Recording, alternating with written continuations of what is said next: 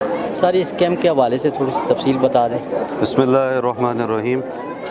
आज ये कैंप हमने सीरिया में लगाया, मेडिकल कैंप, और अल्हम्दुलिल्लाह ये हमारा 5वां छठा मेडिकल कैंप है इस इलाके के अंदर।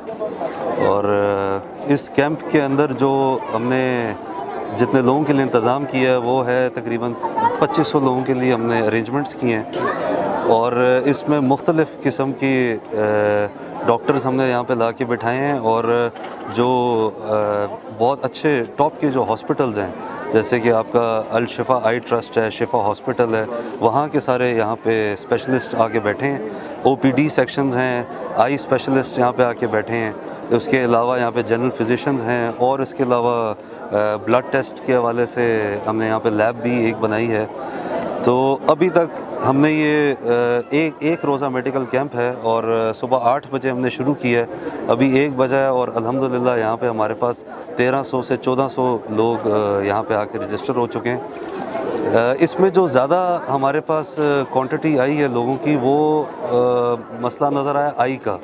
यहाँ पे आइस का एक बहुत बड़ा इशू है, और तकरीबन 65 लोग ऐसे हैं हमारे पास जो मोतिये के ऑपरेशंस के लिए हमारे पास रेफ़र हो चुके हैं अल शिफा आई ट्रस्ट में।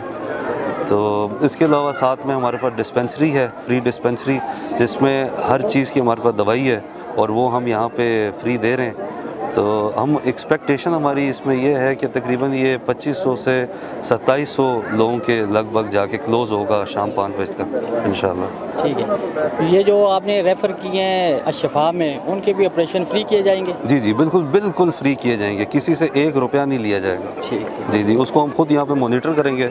हमने यहाँ पे अपने लोगों का एक यहाँ पे हमने डेस्क बनाया हुआ है। जितने लोग, जैसे 65 लोग अगर रेफ़र हुए हैं, तो उनके पास एक तो अल शिफा आई ट्रस्ट की पर्ची तो आ गई है, जिसमें वो सैटरडे संडे छुट्टी होती है। उसके अलावा वीकडे में किसी भी दिन चले जाएं तो उनका उसी वक्त वहाँ पे ऑपरेशन हो जाएगा।